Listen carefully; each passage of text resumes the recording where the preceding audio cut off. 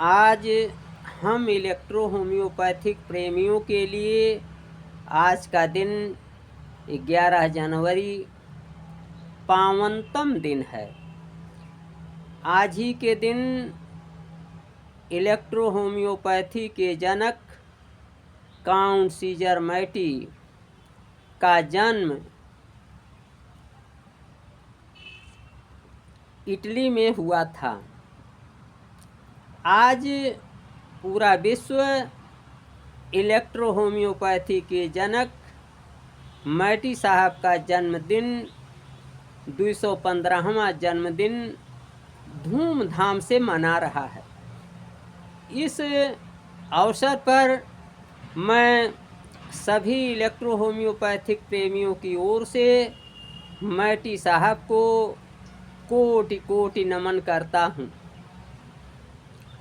आइए आज हम इलेक्ट्रो होम्योपैथी में प्रिवेंशन की बात करते हैं, प्रिवेंटिव मेडिसिन्स की बात करते हैं और आपको बताएंगे कि इलेक्ट्रो होम्योपैथी में रोगों के रोकथाम के लिए, प्रिवेंशन के लिए किन किन औषधियों का उपयोग और किस किस तरीके से विभिन्न रोगों के प्रिवेंशन के लिए किया जाता है।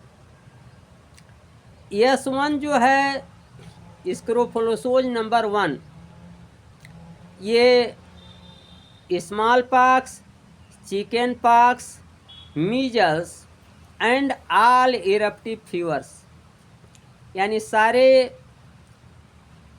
Eruptive fevers, smallpox, chickenpox, measles, mumps, rheumatics, बात रोग, गलसुआ रोग, S1 इन सभी के लिए प्रिवेंटिव का काम करता है।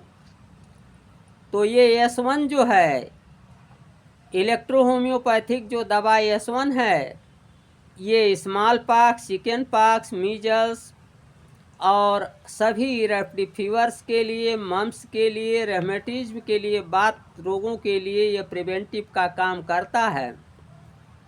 इसी तरीके से इलेक्ट्रो होम्योपैथिक दवा स्क्रोफोलोसोज नंबर 10, इसको आप स्क्रोफोलोसोज जियापून भी कहते हैं, S10 भी कहते हैं।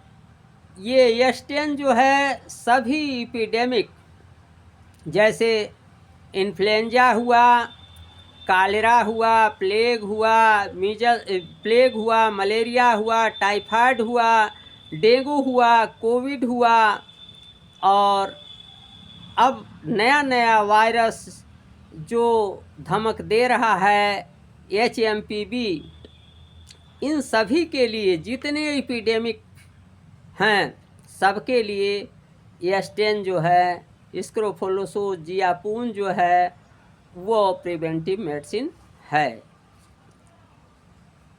ये जो S10 का नाम स्क्रोफोलोसोज जियापून पड़ा इसलिए पड़ा क्योंकि जापान में एक बार इन्फ्लुएंजा फैला हुआ था,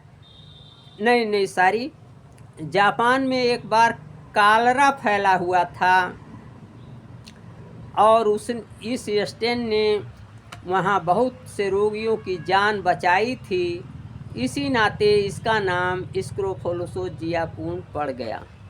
तो इस तरीके से आपने देखा कि S10 जो है सभी एपिडेमिक के लिए, यानी ऐसे रोग जो धमक देते हैं तो पूरे क्षेत्र विशेष में फैल जाते हैं, ऐसे रोगों को किसी क्षेत्र विशेष में प्रायः तमाम लोगों को होने वाले रोगों को एपिडेमिक कहते हैं।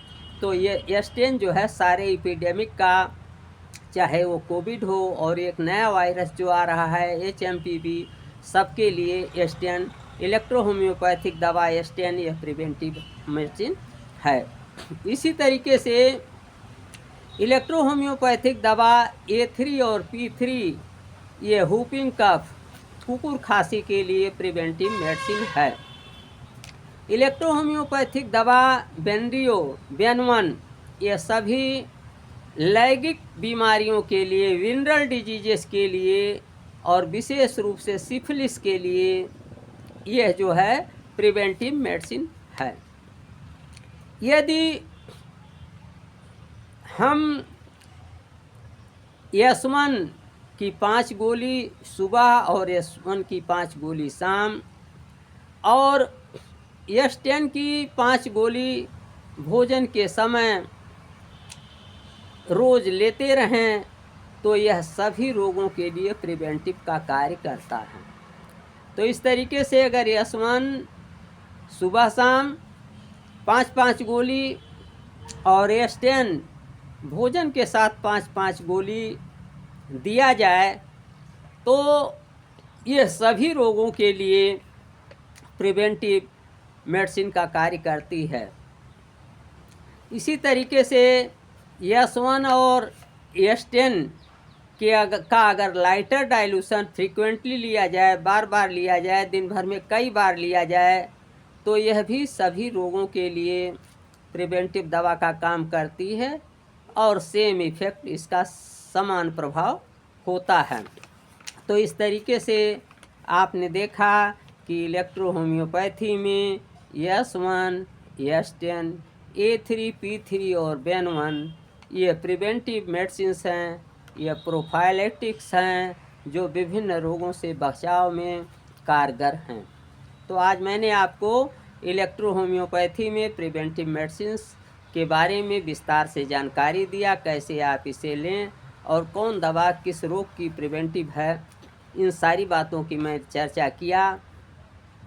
और आपसे अनुरोध है कि यदि आपने अभी तक मेरा YouTube चैनल डॉक्टर प्रेम नारायण सब्सक्राइब नहीं किया है तो आज ही सब्सक्राइब कर लें, अभी सब्सक्राइब कर लें ताकि आपको नई नई नोटिफिकेशन, नई नई जानकारी दिन प्रतिदिन मिलती रहे और इलेक्ट्रो होम्योपैथी का और होम्योपैथी का प्रचार प्रसार होता रहे।